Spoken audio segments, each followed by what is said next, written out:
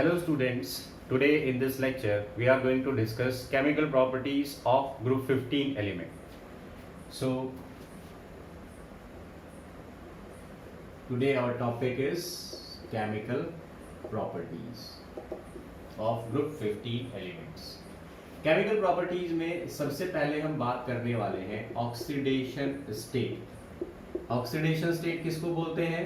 कोई भी एटम जब कंबाइंड स्टेट में होता है, जब किसी दूसरे एलिमेंट के साथ कंबाइन करता है, तब उसके ऊपर जो चार्ज होता है that is called oxidation state of that element. तो स्टूडेंट्स, अगर ग्रुप 15 की बात की जाए तो ग्रुप 15 के एलिमेंट्स दो तरह की ऑक्सीडेशन स्टेट शो करते हैं, negative oxidation state and positive oxidation state. तो दो तरह की ऑक्सीडेशन स्टेट हमें देखने को मिलती है। ग्रुप 15 के एलिमेंट्स की बात हो रही है यहाँ पर। केमिकल प्रॉपर्टीज किसकी पढ़ रहे हैं? ग्रुप 15 की, दैट इज नाइट्रोजन फैमिली या फिर निक्टोजेंस, इनको बोला जाता है। सबसे पहले हम बात करेंगे नेगेटिव ऑक्सीडेशन स्टेट की। चलिए, तो देखो बच्चों, यहाँ पर हमें देखने को मिलता है हमारे पास कौन कौन से एलिमेंट है? नाइट्रोजन, फास्फोरस, आर्सेनिक, एंटीमनी, बेसिलियम। ये 5 एलिमेंट होते हैं।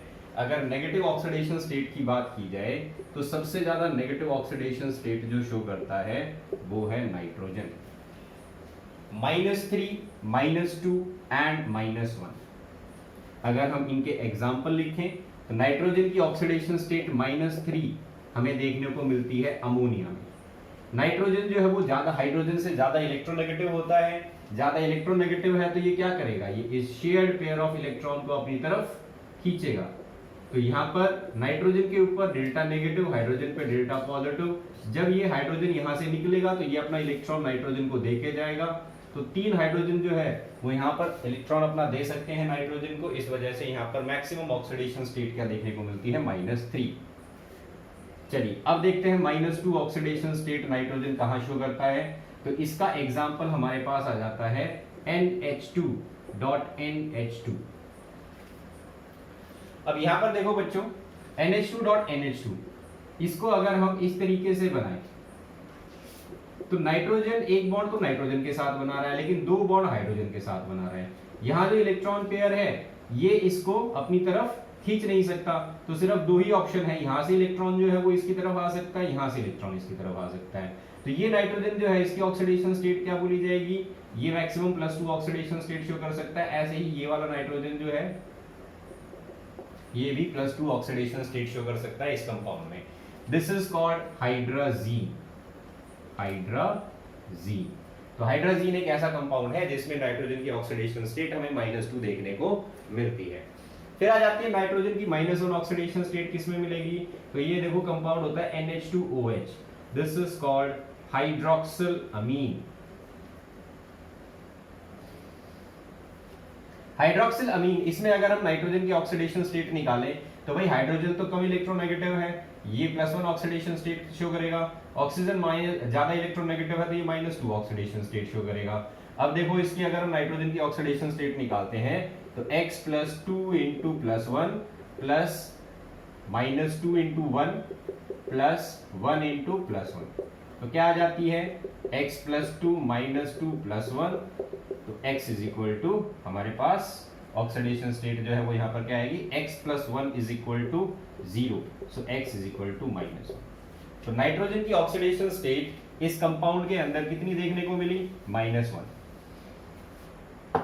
तो ये 3 कंपाउंड जो है ये हमारे पास एग्जाम्पल हैं जिसमें नाइट्रोजन -3, -2 और -1 ऑक्सीडेशन स्टेट हमें शो करता है।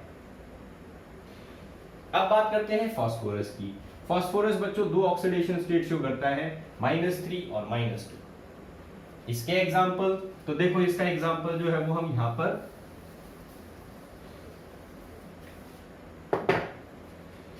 फास्फोरस -3 ऑक्सीडेशन स्टेट जो है वो किस में शो करेगा? तो इसका एग्जांपल है PH3। इसको बोला जाता है फॉस्फीन गैस। ये गैस होती है और ये गैस हमारे लिए कैसी होती है? Poisonous. It is a poisonous gas. यहाँ पर फास्फोरस नाइट्रोजन की तरह ही 3 बॉन्ड बना रहा है हाइड्रोजन के साथ। फास्फोरस ज्यादा इलेक्ट्रोनेगेटिव है तो इस शेयर्ड पेयर ऑफ इलेक्ट्रॉन को अपनी तरफ खींचेगा तो इसके ऊपर 3 नेगेटिव चार्ज जो है वो आ सकता है। इस वजह से ये ऑक्सीडेशन स्टेट शो कर रहा है इस कंपाउंड में -3। तो फॉस्फीन गैस जो है इसके अंदर ऑक्सीडेशन स्टेट क्या देखने को मिली हमें, -3। अब -2 ऑक्सीडेशन स्टेट कहां पर दिखाएगा फास्फोरस, तो देखो इसका कंपाउंड है, इसको बोला जाता है डाइफॉस्फीन और फॉर्मूला होता है P2H4।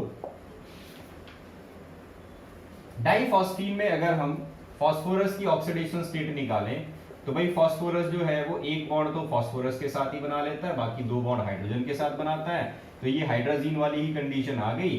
तो यहाँ पर जो है वो हाइड्रोजन अपना इलेक्ट्रॉन दे सकता है, तो एक फास्फोरस जो है उसके ऊपर मैक्सिमम कितना चार्ज आ सकता है, यहाँ पर -2। बच्चों मैंने एक मिस्टेक कर दी होगी, शायद हाइड्रोजीन में मैंने +2 लिख दिया होगा, उसको करेक्ट करके आप -2 कर लेना। तो डाइफॉस्फीन जो है यहाँ पर हमें कौन सी ऑक्सीडेशन स्टेट देखने को मिल रही है फास्फोरस के ऊपर, -2। तो ये एग्जांपल हो गया जिसमें फास्फोरस -2 ऑक्सीडेशन स्टेट शो कर रहा है। यहाँ पर एक पॉइंट नोट कर लेना, phosphorus do not show -1 oxidation state. Phosphorus ऐसा कोई कंपाउंड नहीं बनाता जिसमें उसकी ऑक्सीडेशन स्टेट हमें नाइट्रोजन की तरह -1 देखने को मिल जाए। अब बात करते हैं इन बाकी 3 एलिमेंट्स की। तो ये जो बाकी 3 एलिमेंट्स हैं ये मेटल्स के साथ जब कंबाइन करते हैं तो ये कंपाउंड बनाते हैं इन ऑक्सीडेशन स्टेट में। तो आर्सेनिक जो है वो हमें -3 ऑक्सीडेशन स्टेट शो कर देगा, ऐसे ही एंटीमनी जो है वो भी -3 और बिस्मथ भी हमें -3 ऑक्सीडेशन स्टेट शो कर देता है। तो कैसे करते हैं ये ऑक्सीडेशन स्टेट, तो देखो ये मेटल्स के साथ जब कंबाइन करेंगे तब ये ऑक्सीडेशन स्टेट आएगी। मैं एग्जांपल लिख देता हूं यहाँ पर, आर्सेनिक -3 ऑक्सीडेशन स्टेट जो है वो किसके साथ बनाता है, सोडियम के साथ ये कंबाइन कर लेता है Na3Az। तो ये एक ऑर्गेनोमेटाइक कंपाउंड हो गया जिसमें मेटल जो है वो कंबाइन कर रहा है आर्सेनिक के साथ। आर्सेनिक एक मेटलॉइड है, तो यहाँ पर सोडियम तो मेटल होते हैं, एल्कली मेटल्स होते हैं, they are highly electropositive. Sodium के अंदर इलेक्ट्रॉन लूज करने की जो है वो पावर बहुत ज्यादा है, तो ये अपना एक इलेक्ट्रॉन दे देता है और इस एक इलेक्ट्रॉन को कौन एक्सेप्ट कर लेता है, आर्सेनिक। तो 3 सोडियम के एटम्स थे तो 3 इलेक्ट्रॉन मिले, तीनों इलेक्ट्रॉन जो है वो आर्सेनिक ने एक्सेप्ट कर लिया, ऑक्सीडेशन स्टेट क्या आ गई, -3। तो आर्सेनिक जो है वो मेटल्स के साथ कंबाइन करता है। तो यहां पर आप इन तीनों के केस में लिख सकते हैं, they combine with metals and show -3 oxidation state. ऐसे ही एंटीमनी जो है ये हमें जिंक के साथ Zn3Sd2, बच्चों इसका नाम होता है सोडियम आर्सेनाइड, इसका नाम होता है जिंक स्टाइबाइड।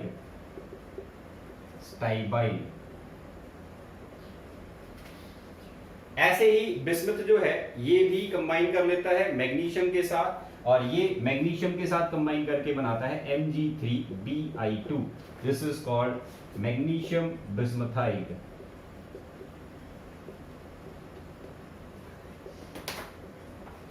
तो ये हो गया नेगेटिव ऑक्सीडेशन स्टेट के बारे में। इस ग्रुप के एलिमेंट्स ये नेगेटिव ऑक्सीडेशन स्टेट शो करते हैं। अब देखो क्वेश्चन जो है वो इससे एमसीक्यू आया।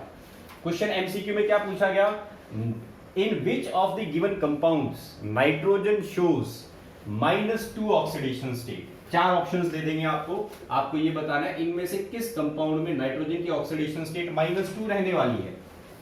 तो आपने 11th क्लास में ऑक्सीडेशन स्टेट निकालना सीखा था बच्चों, ठीक है। तो यहां पर जैसे कि आपको ऑप्शन दे दिया NH3, दूसरा ऑप्शन दे दिया NO, तीसरा ऑप्शन दे दिया NH2.NH2, चौथा ऑप्शन यहां पर दे दिया NH2OH। तो आपको जो है वो बताना होगा कौन सा ऐसा कंपाउंड है इनमें से जिसमें -2 ऑक्सीडेशन स्टेट आ रही है। -2 ऑक्सीडेशन स्टेट यहां पर हाइड्राजीन के अंदर हमें -2 ऑक्सीडेशन स्टेट देखने को मिलती है नाइट्रोजन की। क्वेश्चन पूछ सकता है विच of the following oxidation state is not shown by phosphorus, -3, -2, -1, +3। तो अभी तो हम नेगेटिव की बात कर रहे हैं, आगे हम पॉजिटिव की बात करेंगे। तो फास्फोरस +3 ऑक्सीडेशन स्टेट शो करता है लेकिन -1 नहीं करता। तो आंसर जो है वो आपको फास्फोरस के केस में ध्यान रखना है, do not show -1 oxidation state. बाकी के जो एलिमेंट्स हैं वो -3 ऑक्सीडेशन स्टेट दिखा रहे हैं, इसके अलावा ये इन 2 ऑक्सीडेशन स्टेट में कोई कंपाउंड नहीं बनाते। तो ये हो जाती है नेगेटिव ऑक्सीडेशन स्टेट की बात, और इस तरीके से क्वेश्चन जो है वो पूछ लिया जाता है। अब चलते हैं हम पॉजिटिव ऑक्सीडेशन स्टेट की तरफ।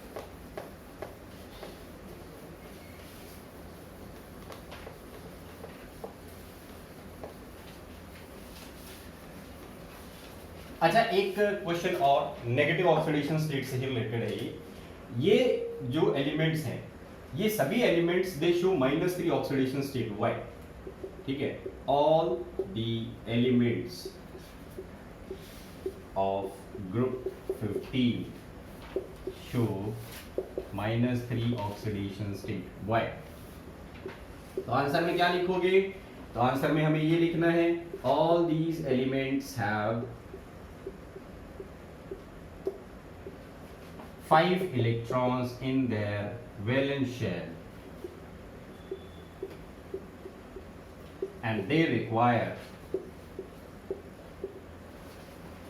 3 electrons to complete their octet. Hence they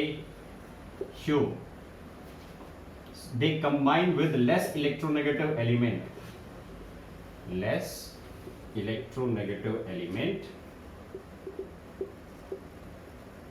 and show -3 oxidation state.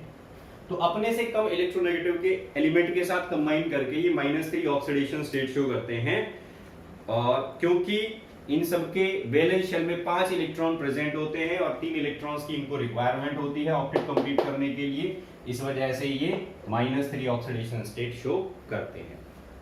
चलिए अब चलते हैं पॉजिटिव ऑक्सीडेशन स्टेट पे। पॉजिटिव ऑक्सीडेशन स्टेट की अब हम बात करते हैं।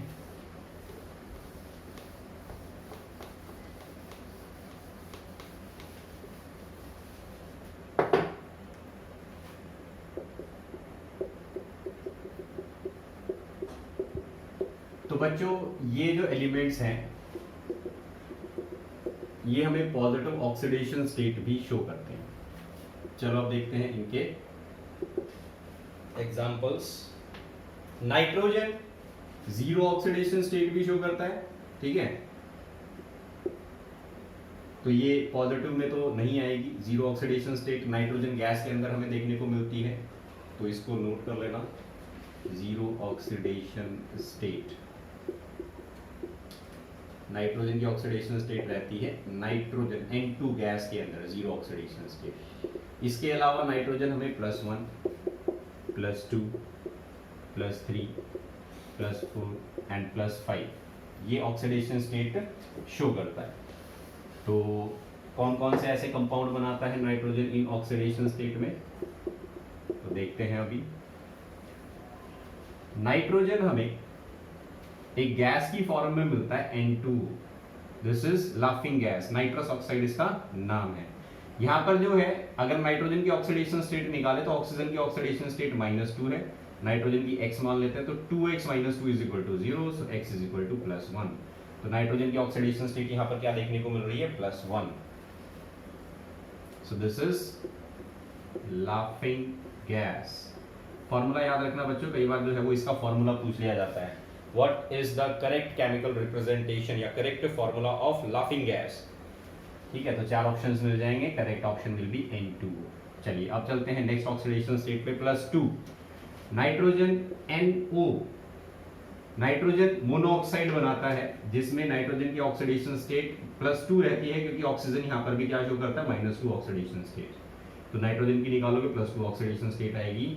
Harmful gases present in the atmosphere due to combustion of fossil fuel, गाड़ियों के अंदर जब फॉसिल फ्यूल जलता है तब प्रोड्यूस होती है ये गैस, और ये गैस जो है वो अनस्टेबल होती है, रिएक्टिव गैस होती है। एटमॉस्फेयर में जाने के बाद जो है वो ये दूसरे ऑक्साइड्स में कन्वर्ट हो जाती है, NO2 में कन्वर्ट हो जाएगी या NO3 में कन्वर्ट हो जाएगी, और फिर उसके बाद में वाटर के साथ मिक्स होके और एसिड रेन का कारण बन जाती है। तो NO, this is a pollutant which is present in the atmosphere and it is added into the atmosphere due to combustion of fossil fuel, याद रखना इस चीज को। चलिए अब चलते हैं नाइट्रोजन की +3 ऑक्सीडेशन स्टेट में। तो देखो बच्चों यहाँ पर N2O3 नाइट्रोजन एक ऑक्साइड बनाता है ऑक्सीजन के साथ, जिसमें ऑक्सीजन की ऑक्सीडेशन स्टेट तो -2 रहती है। तो 2x, इसकी अगर हम x मान ले तो 2x - 6 = 0, सो x = +3। तो यहाँ पर नाइट्रोजन की ऑक्सीडेशन स्टेट कैलकुलेट करोगे तो क्या आएगी? +3। नेक्स्ट नाइट्रोजन +4 ऑक्सीडेशन स्टेट किस में दिखाएगा? तो ये गैस बनाता है NO2। ऑक्सीजन की ऑक्सीडेशन स्टेट -2, 2 ऑक्सीजन के एटम हैं तो 2 और 2 4 इलेक्ट्रॉन्स खींच लेंगे, नाइट्रोजन की ऑक्सीडेशन स्टेट क्या आ जाएगी? +4। नेक्स्ट आ जाता है N2O5, ठीक है, तो नाइट्रोजन पेंटॉक्साइड। यहाँ पर नाइट्रोजन की ऑक्सीडेशन स्टेट निकालोगे तो आपको +5 ऑक्सीडेशन स्टेट देखने को मिलेगी। तो नाइट्रोजन इस तरीके से हमें अलग अलग कंपाउंड्स बनाता है जिसमें ये +1 से लेके +5 तक ऑक्सीडेशन स्टेट शो करता है।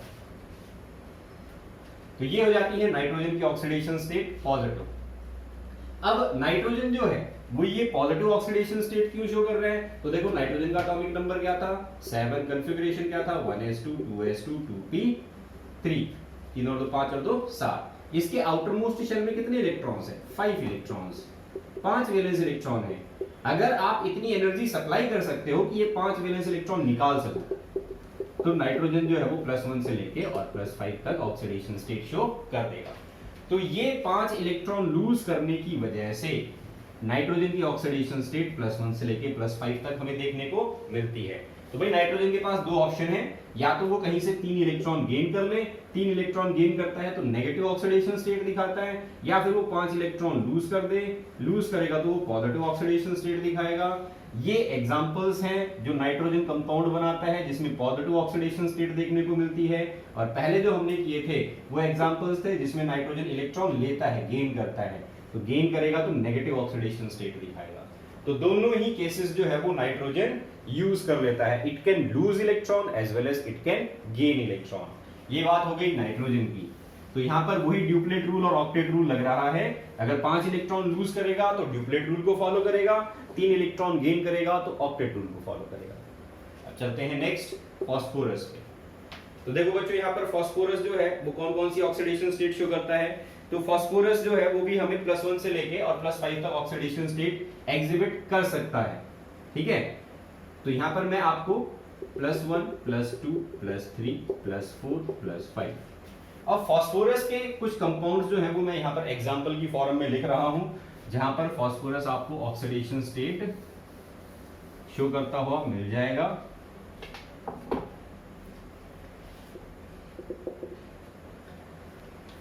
सबसे पहले देखो H3PO2 फास्फोरस का एक ऑक्सो एसिड होता है ये, जिसमें फास्फोरस की ऑक्सीडेशन स्टेट अगर हम कैलकुलेट करें तो क्या आएगी? हाइड्रोजन की +1 ऑक्सीजन की -2 फास्फोरस की मान ली x, तो +3 + x - 4 = 0, so x will be equal to +1। तो यहां पर फास्फोरस की ऑक्सीडेशन स्टेट क्या देखने को मिली? हमें +1 ऑक्सीडेशन स्टेट देखने को मिल रही है। नेक्स्ट देखो, नेक्स्ट है H3PO3। यहां पर ऑक्सीडेशन स्टेट निकालो फास्फोरस की, क्या आएगी? तो यहां पर ऑक्सीडेशन स्टेट निकालोगे तो +3 आएगी। नेक्स्ट देखते हैं PCl3। यहां पर फास्फोरस की ऑक्सीडेशन स्टेट निकालोगे, क्लोरीन की -1 ऑक्सीडेशन स्टेट होती है तो फास्फोरस की आएगी +3।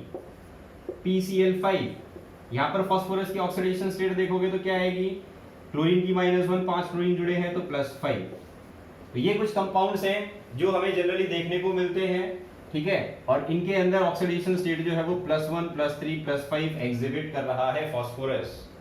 इसके अलावा +2 और +4 जो है ये ऑक्सीडेशन स्टेट भी फास्फोरस बनाता है, लेकिन ये अनस्टेबल होती है, इसके कंपाउंड्स जो है वो हमें ज्यादा देखने को नहीं मिलते। तो ये कंपाउंड्स जो है वो जनरली हम पढ़ते भी हैं और इनको हम लैब के अंदर यूज भी करते हैं। तो ये हो जाते हैं फास्फोरस की पॉजिटिव ऑक्सीडेशन स्टेट। अब चलते हैं बच्चों नेक्स्ट मेटल्स के ऊपर और मेटलॉइड्स के ऊपर। तो आर्सेनिक, एंटीमनी एंड बिस्मथ। अब यहां पर अगर ऑक्सीडेशन स्टेट की बात की जाती है तो ये एलिमेंट्स जो हैं वो +3 ऑक्सीडेशन स्टेट जो है वो दिखाते हैं, वो शो करते हैं। तो जैसे कि AsF3, AsCl3, AsF5। तो यहां पर ऑक्सीडेशन स्टेट देखने को मिलती है +3 +5। ये भी +3 +5 ऑक्सीडेशन स्टेट शो करता है, लेकिन ये सिर्फ +3 ऑक्सीडेशन स्टेट शो करता है बिस्मथ। तो जब हम ऊपर से नीचे आ रहे हैं, एक ऑक्सीडेशन स्टेट कॉमन है सभी एलिमेंट्स के अंदर, +3। ऊपर से जैसे जैसे नीचे आ रहे हैं, यहां आने के बाद +5 ऑक्सीडेशन स्टेट जो है वो गायब हो गई। तो इस ऑब्जर्वेशन से हम एक स्टेटमेंट जो है वो यहां पर लिख देते हैं, when we move from top to bottom the stability of +3 oxidation state increase। इसी वजह से सारे के सारे एलिमेंट्स जो है वो हमें +3 ऑक्सीडेशन स्टेट शो कर रहे हैं, and stability of +5 oxidation state decreases. इसी वजह से लास्ट वाला एलिमेंट जो है उसने हमें +5 ऑक्सीडेशन स्टेट शो नहीं की। मैं यहां पर आपको कुछ एग्जांपल जो है वो लिख देता हूं। आर्सेनिक +3 ऑक्सीडेशन स्टेट किसमें शो करता है, AsF3। +5 ऑक्सीडेशन स्टेट किसमें शो करता है, AsF5। एंटीमनी जो है वो +3 ऑक्सीडेशन स्टेट किसमें शो करता है, SbCl3। +3 ऑक्सीडेशन स्टेट आ गई, ठीक है। और एंटीमनी SbCl5, इसमें कितनी ऑक्सीडेशन स्टेट शो कर रहा है, +5। तो ये आर्सेनिक की थी, ये एंटीमनी की हो गई। बिस्मिथ की अगर बात करें तो बिस्मिथ +3 ऑक्सीडेशन स्टेट शो करता है, कंपाउंड बनाता है BiF3। इसके अलावा ये +5 ऑक्सीडेशन स्टेट जो है वो नहीं बनाता। एक एक्सेप्शन आता है, एक्सेप्शन बिस्मिथ के केस में। बिस्मिथ एक ऐसा कंपाउंड बनाता है जो +5 ऑक्सीडेशन स्टेट में बनाता है, BiF5।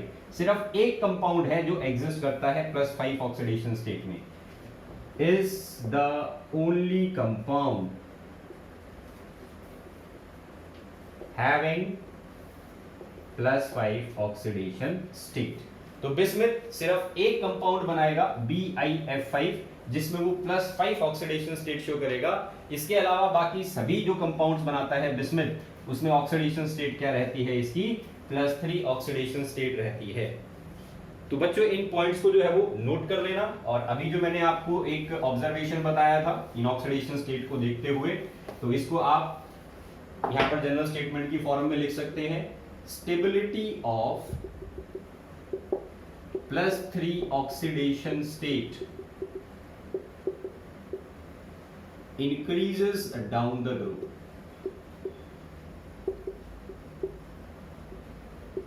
और +5 ऑक्सीडेशन स्टेट की stability of +5 oxidation state decreases down the group.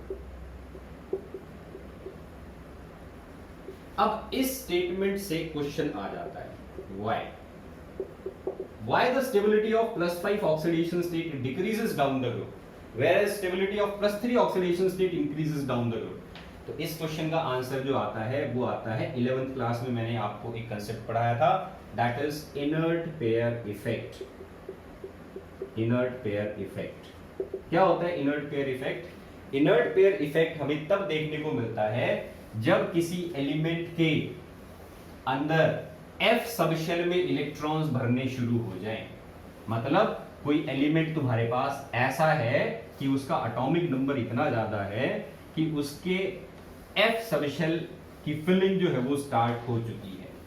तो बिस्मिथ जो हमारा लास्ट एलिमेंट है उसके इलेक्ट्रॉनिक कॉन्फ़िगरेशन को जब आप लिखोगे तो उसके इलेक्ट्रॉनिक कॉन्फ़िगरेशन के अंदर हमारे पास क्या हो जाती है, 4F सबशेल की फिलिंग स्टार्ट हो जाती है। 4F सबशेल जो है वो फिलिंग स्टार्ट हो जाती है।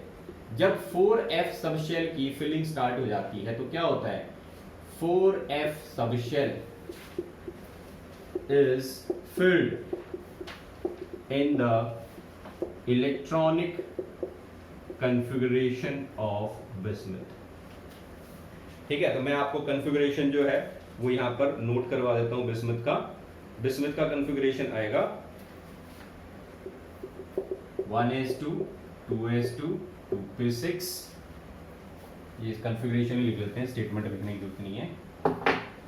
3s2 3p6 4s2 3d10 4p6 5s2 5s2 के बाद में कौन सा सबशेल भरा जाता है, 4d10 5p6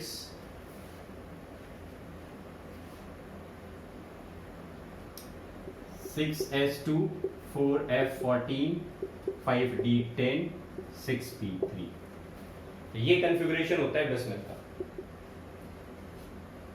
अब देखो यहाँ पर इसका एटॉमिक नंबर कितना था 83। यहाँ पर हमने क्या किया 4f सबशेल के अंदर कितने इलेक्ट्रॉन्स फिल कर दिए 14। आपको एक इफेक्ट पढ़ाया था स्क्रीनिंग इफेक्ट। स्क्रीनिंग इफेक्ट का मतलब क्या होता है, अंदर वाले इलेक्ट्रॉन्स जो हैं वो बाहर वाले इलेक्ट्रॉन को क्या करते हैं स्क्रीन करते हैं, उसके लिए एक दीवार का काम करते हैं।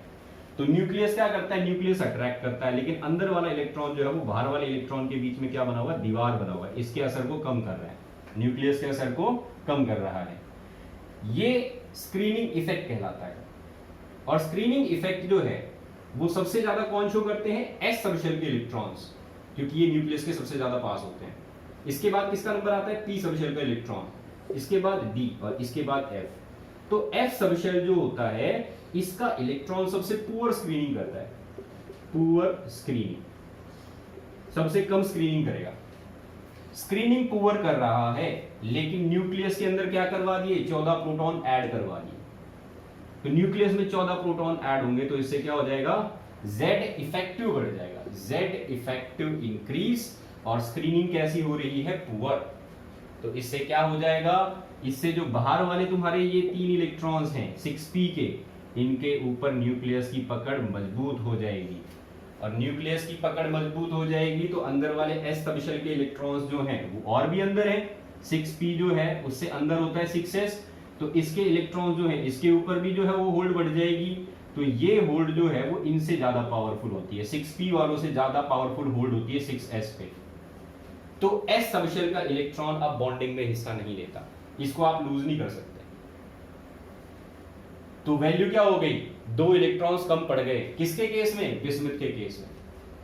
इससे ऊपर वाले सभी क्या कर रहे थे, इससे ऊपर वाले सभी अपने अंदर वाले 2 इलेक्ट्रॉन्स को भी यूज कर रहे थे बॉन्डिंग के अंदर, इसी वजह से 3+2 +5 ऑक्सीडेशन स्टेट दिखा रहे थे।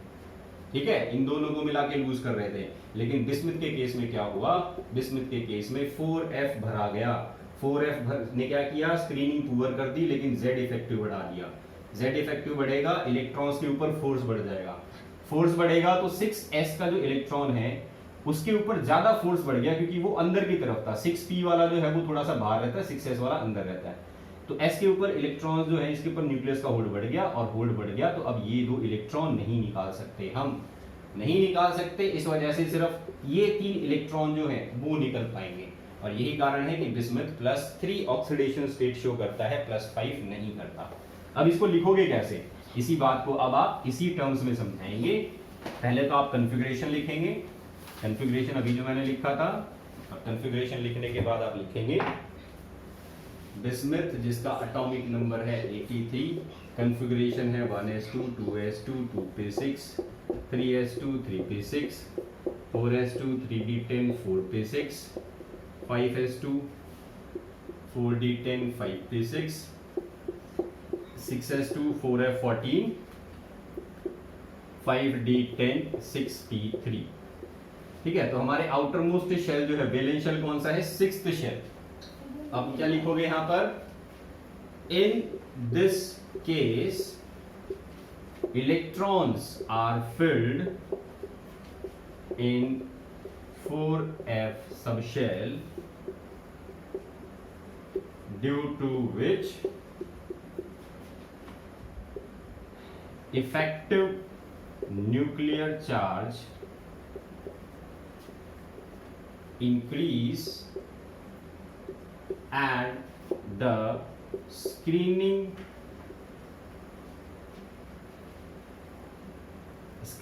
exerted by 4f electron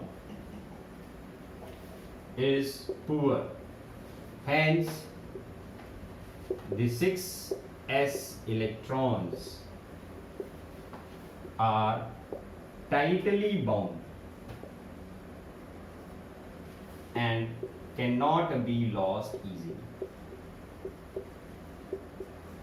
So stability of +5 oxidation state decreases down the group.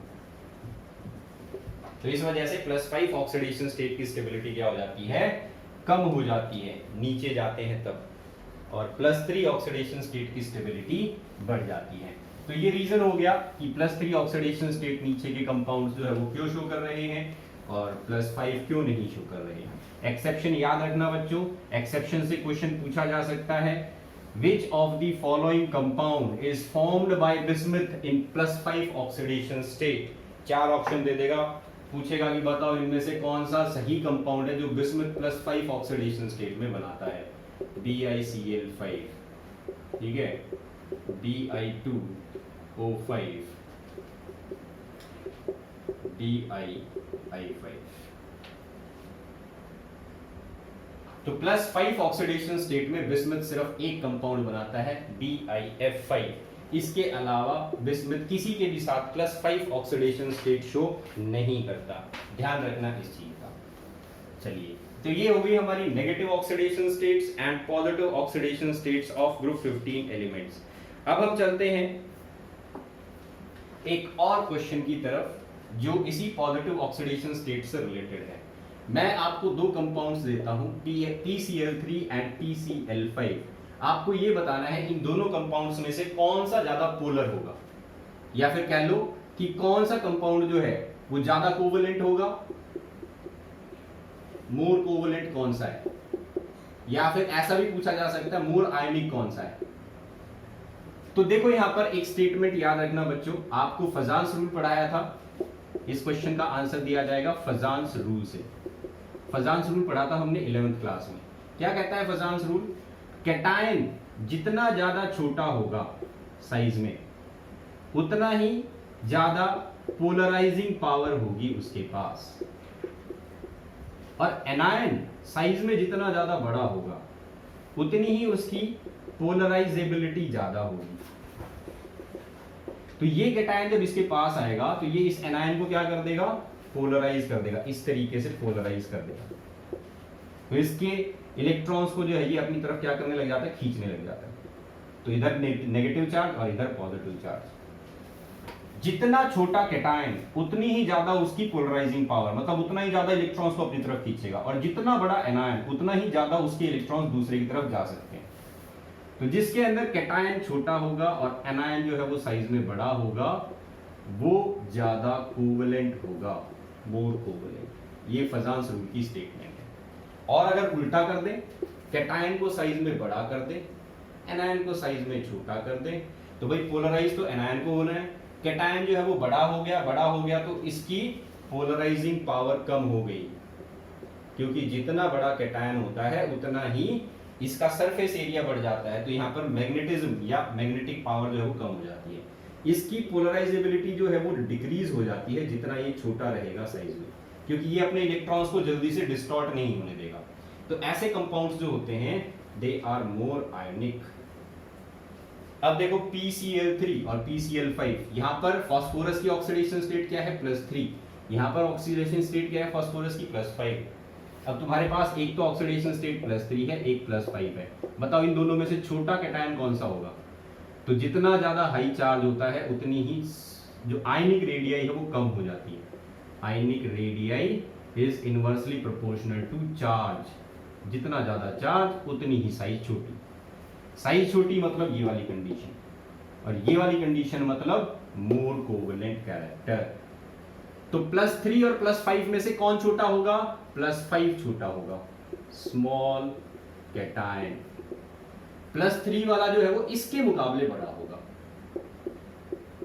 Anion हमारा कॉमन है तो एनायन से कोई फर्क पड़ेगा नहीं, तो इसका मतलब PCl5 जो है इट इज मोर कोवेलेंट। ठीक है, PCl5 ज्यादा कोवेलेंट कैरेक्टर रखता है देन PCl3, तो ये आ जाएगा इसका आंसर। और अगर आयनिक कैरेक्टर पूछ रहा है तो PCl3 is more ionic then PCl5। तो ध्यान रखना बच्चों इस चीज का। ऑक्सीडेशन स्टेट से हम ये भी बता सकते हैं कौन सा कंपाउंड जो है वो ज्यादा कोवेलेंट रहेगा और कौन सा कंपाउंड कम कोवेलेंट रहेगा। तो अब अगर मैं फजान्स रूल को अप्लाई करके और आपसे कोई एक ऑक्सीडेशन स्टेट ले लेते हैं और आपसे पूछते हैं कि भाई कोवेलेंट कैरेक्टर बताओ क्या ट्रेंड रहेगा, तो ध्यान रखना जो नाइट्रोजन है वो साइज में छोटा एटम है, उसका आयन भी छोटा होगा, तो उसके कंपाउंड्स जो बनेंगे वो ज्यादा कोवेलेंट होंगे।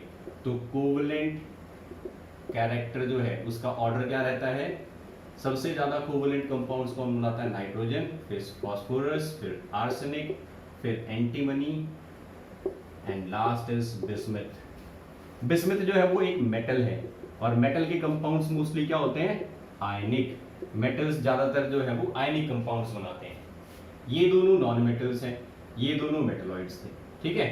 तो बिस्मथ के जो कंपाउंड्स बनते हैं वो आयनिक कैरेक्टर उनके अंदर ज्यादा देखने को मिलता है as compare to other elements. तो ये हो जाती है हमारी पॉजिटिव ऑक्सीडेशन स्टेट। अब चलते हैं हम नेक्स्ट प्रॉपर्टी, कोवेलेंसी। कोवेलेंसी क्या होती है बच्चों? Covalency is the number of bonds formed by an element is called its covalency. तो कोई भी एटम जो है वो कितने बॉन्ड बना सकता है किसी मॉलिक्यूल के अंदर, वो उसकी कोवेलेंसी कहलाती है। अगर मैक्सिमम कोवेलेंसी की बात की जाए तो देखो नाइट्रोजन जो है उसकी कोवेलेंसी आपको मैक्सिमम देखने को मिलेगी 4, मतलब नाइट्रोजन मैक्सिमम 4 बॉन्ड्स बना सकता है। लेकिन इस ग्रुप के बाकी एलिमेंट्स जो हैं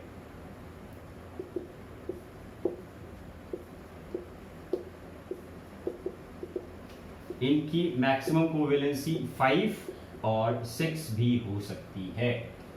नाइट्रोजन एक अकेला ऐसा एटम है जो सिर्फ 4 बॉन्ड बनाता है, लेकिन बाकी एलिमेंट्स जो है वो 5 बॉन्ड भी बना लेते हैं और इनफैक्ट कई तो 6 भी बना लेते हैं।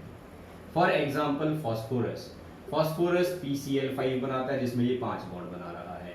इसके अलावा ये ऐसे भी मॉलिक्यूल बना लेता है PF6-1। तो देखो यहाँ पर फास्फोरस के साथ 6 फ्लोरीन के एटम्स ऐड हो गए, तो कोवेलेंसी कितनी हो गई यहाँ पर फास्फोरस की? 6। इसमें कितनी है? 5। अभी आपको एक एग्जांपल लिखा था AsF5 आर्सेनिक पेंटाफ्लोराइड, SbF5। बिस्मथ जो है उसने भी एक कंपाउंड दिखाया था हमें BiF5 जिसमें वो अपनी वैलेंसी जो है वो 5 शो कर रहा था, मैक्सिमम वैलेंसी। तो नाइट्रोजन जो है उसकी मैक्सिमम कोवेलेंसी हमें 4 देखने को मिलती है, लेकिन बाकी एलिमेंट्स जो है वो हमें हाईएस्ट कोवेलेंसी जो है वो 5 भी दिखा सकते हैं और इनफैक्ट 6 भी दिखा सकते हैं। ऐसे ही SbF6-1 ये भी बना लेता है एंटीमनी। तो ये कुछ एग्जांपल्स हो गए जिसमें हमें कोवेलेंसी जो है वो ज्यादा देखने को मिलती है। लेकिन नाइट्रोजन आपको कभी भी ऐसे कंपाउंड्स बनाता हुआ नहीं मिलेगा, NCl5 ऐसे कंपाउंड्स नहीं बनाता नाइट्रोजन। तो मैक्सिमम NH4++4, ये 4 कोवेलेंसी कहां मिल रही है हमें? NH4+। अब इसमें देखो नाइट्रोजन जो है वो 4 हाइड्रोजन के साथ जुड़ गया, तो कितने कोवेलेंट बॉन्ड बना रहा है? 4 कोवेलेंट बॉन्ड बना रहा है, तो मैक्सिमम कोवेलेंसी कितनी आ गई? 4। अभी 4 कोवेलेंसी जो है वो कैसे दिखाता है नाइट्रोजन? बाकी एलिमेंट्स जो है वो 5 और 6 कैसे दिखा देते हैं, इसका कारण समझ लो।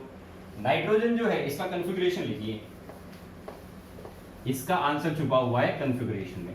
क्वेश्चन पूछा जाता है कि भाई नाइट्रोजन के केस में ऐसा क्या हो गया कि ये कोवेलेंसी 4 दिखा रहा है और बाकी एलिमेंट्स में ऐसी क्या खास बात है कि वो कोवेलेंसी 5 या 6 दिखा देते हैं। तो question, why nitrogen show 4 covalency whereas other elements show 5 और 6 कोवेलेंसी? आंसर देखो, नाइट्रोजन का एटॉमिक नंबर होता है 7, कॉन्फ़िगरेशन होगा 1s2 2s2 2p3। कितने वैलेंस इलेक्ट्रॉन है इसमें? 5 वैलेंस इलेक्ट्रॉन है। 2p के बाद में अगला कौन सा शेल स्टार्ट हो जाता है? 3, थर्ड शेल शुरू हो जाता है। तो 2p हमारा जो था वो लास्ट शेल था, ये सेकंड प्रिंसिपल शेल का, ठीक है। तो यहां पर क्या है? यहां पर सेकंड शेल में और कोई सब शेल प्रेजेंट नहीं है। लेकिन अगर मैं फास्फोरस की बात करूं, फास्फोरस का एटॉमिक नंबर कितना होता है? 15। कॉन्फ़िगरेशन क्या होगा? 1s2 2s2 2p6 3s2 3p3। इसके पास अभी भी 3d खाली पड़ा है। 3d तो एग्जिस्ट करता है ना भाई, तो 3s में भरा इलेक्ट्रॉन गया, 3p में गया, लेकिन 3d अभी खाली पड़ा हुआ है। तो फास्फोरस क्या कर सकता है? फास्फोरस अपना एक इलेक्ट्रॉन यहां से इधर भेज देता है, तो इसके पास s में एक इलेक्ट्रॉन खाली, p के अंदर 3 इलेक्ट्रॉन अनपेयर्ड पड़े हैं और d के अंदर इसने एक अनपेयर्ड इलेक्ट्रॉन जो है वो कर लिया। तो कितने अनपेयर्ड इलेक्ट्रॉन कर लिए इसने? 5। इस वजह से ये क्या कर लेता है? 5 बॉन्ड बना लेता है। लेकिन नाइट्रोजन जो है उसके पास ऐसा ऑप्शन नहीं है, ये अपना इस इलेक्ट्रॉन को अनपेयर्ड कर ही नहीं सकता, क्योंकि इससे अगला जो शेल है वो थर्ड शेल है, और थर्ड शेल की एनर्जी जो है वो वेरी हाई है, एनर्जी हाई है, इस वजह से ये इलेक्ट्रॉन यहां नहीं जा सकता। तो नाइट्रोजन के पास सिर्फ एक ही ऑप्शन है, इसके पास एक तो ये लोन पेयर है और 3 अनपेयर्ड इलेक्ट्रॉन है। इन 3 अनपेयर्ड इलेक्ट्रॉन को तो ये किसी के साथ शेयर कर लेता है, और इस लोन पेयर को ये किसी को डोनेट कर देता है, और डोनेट करके कोऑर्डिनेट बॉन्ड बना लेता है। तो कोऑर्डिनेट बॉन्ड बनाता है ये लोन पेयर को यूज करके, और कोऑर्डिनेट बॉन्ड क्या है, एक तरीके का कोवलेंट बॉन्ड। तो 3 बॉन्ड तो इसने इलेक्ट्रॉन शेयर करके बनाए, चौथा बॉन्ड इसने अपना लोन पेयर किसी को दे के बनाया, इस वजह से टोटल कितने बॉन्ड बना रहा है, ये 4 बॉन्ड बना रहा है। लेकिन बाकी एलिमेंट्स में क्या होता है, सभी के पास d ऑर्बिटल खाली पड़ा होता है। फास्फोरस के पास 3d खाली था। आर्सेनिक का कॉन्फ़िगरेशन लिखोगे तो आर्सेनिक में क्या आएगा, 4s2 4p3, 4d खाली पड़ा है, 4f भी खाली पड़ा हुआ है। ऐसे ही एंटीमनी आता है 5s2 5p3, इसके अंदर भी 5d खाली पड़ा है, 5f खाली पड़ा है। तो ये अपना s इलेक्ट्रॉन जो है वो d के अंदर भेज देता है, ये अपना s इलेक्ट्रॉन d के अंदर भेज देता है, और ये सभी अपना नंबर ऑफ अनपेयर्ड इलेक्ट्रॉन्स को बढ़ा लेते हैं। तो इनके पास फैसिलिटी थी, क्योंकि इनके पास एक ऑर्बिटल खाली था, ऑर्बिटल खाली था तो इन्होंने अपना इलेक्ट्रॉन अनपेयर्ड कर लिया, अनपेयर्ड कर लिया, इस वजह से इसने बॉन्ड कितने बनाए, 5 बॉन्ड बनाए। नाइट्रोजन के पास ऐसी फैसिलिटी अवेलेबल नहीं है, तो नाइट्रोजन ये काम नहीं कर सकता, इस वजह से उसकी मैक्सिमम कोवेलेंसी क्या देखने को मिलती है, 4। तो आई होप आपको ये आंसर समझ में आ गया होगा। अब इसको लिखोगे कैसे, इसी तरीके से लिखना है कि नाइट्रोजन has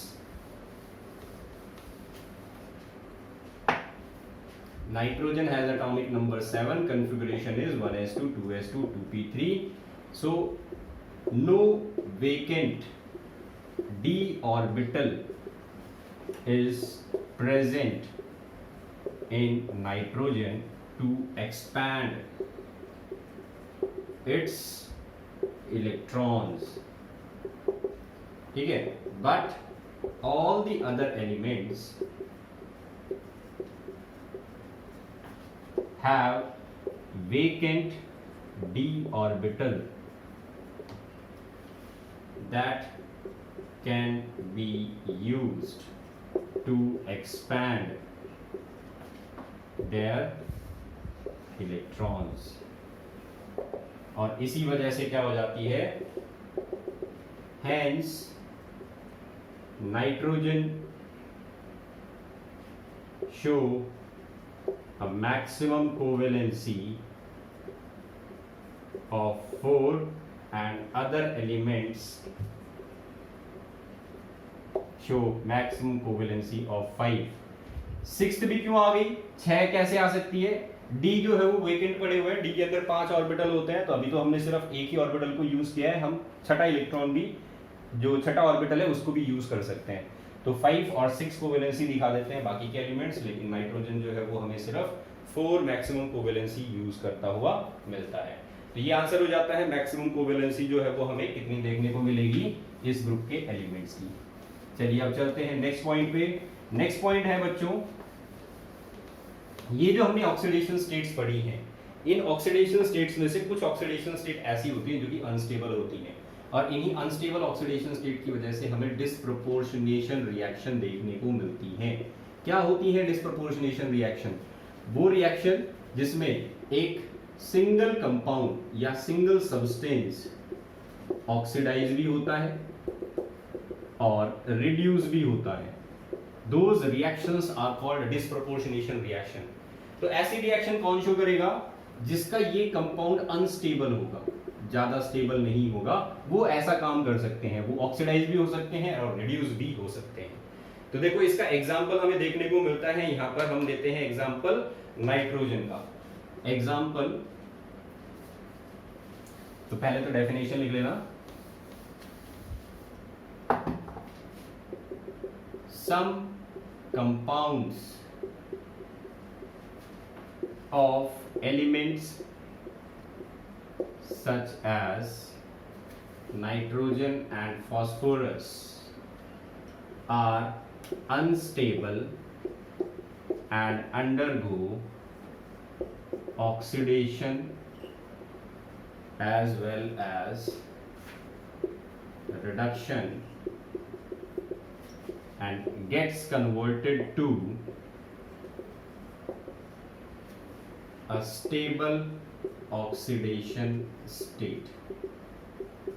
तो वो क्या करते हैं, वो ऑक्सीडेशन भी करते हैं और रिडक्शन भी करते हैं और अपने आप को एक स्टेबल ऑक्सीडेशन स्टेट में कन्वर्ट कर देते हैं इस रिएक्शन का यूज करके। तो एग्जांपल देखो बच्चों, यहां पर एग्जांपल आ जाता है HNO2।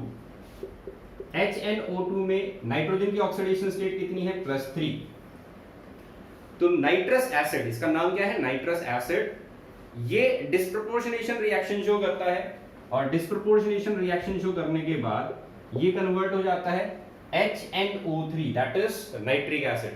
अब नाइट्रिक एसिड में ऑक्सीडेशन स्टेट क्या है, नाइट्रिक एसिड में ऑक्सीडेशन स्टेट होती है नाइट्रोजन की +5 plus NO2 plus H2O, sorry NO आएगा। तो 3 मॉलिक्यूल ले लो HNO2 के, ये कन्वर्ट हो जाते हैं हमारे एक मॉलिक्यूल HNO3 का 2 मॉलिक्यूल NO के प्लस H2O। हो गया बैलेंस, यस। तो ये रिएक्शन है जिसमें एक +3 oxidation state, so +3 oxidation state of nitrogen is unstable. इस वजह से ये डिस्प्रोपोर्शनेशन रिएक्शन हमें देखने को मिली, जिसमें ये कंपाउंड यहां पर तो क्या हो रहा है, ऑक्सीडाइज, +3 से +5 में चला गया, हायर ऑक्सीडेशन स्टेट में जा रहा है। और यहां पर जो है वो हमें क्या देखने को मिल रहा है, +3 से ये जा रहा है +2 में, तो मतलब पॉजिटिव चार्ज कम हो गया, मतलब रिडक्शन हो रहा है। तो एक ही कंपाउंड ऑक्सीडाइज भी हो रहा है और रिड्यूस भी हो रहा है, इस वजह से इसको बोलेंगे this is a disproportionation reaction. ऐसे ही फास्फोरस जो है वो भी हमें डिस्प्रोपोर्शनेशन रिएक्शन शो करता है। फॉर एग्जांपल देखो, ये phosphorus H3PO3, this is called phosphorus acid. ये कंपाउंड डिस्प्रोपोर्शनेशन रिएक्शन शो करता है और ये कन्वर्ट हो जाता है H3PO3 से H3PO4 में और PS3 में। तो यहां पर आप लिख लो 4H3PO3, ये कन्वर्ट होगा तो 3H3PO3 प्लस PS3, तो ये हो गई हमारी बैलेंस रिएक्शन। अब इसमें देखो फास्फोरस की ऑक्सीडेशन स्टेट कितनी थी, +3, यहां पर ये कितनी ऑक्सीडेशन स्टेट में गया, +5 में, और यहां पर कितनी ऑक्सीडेशन स्टेट है, -3। तो यहां पर हम क्या लिख सकते हैं, +3 oxidation state of phosphorus is unstable and gets converted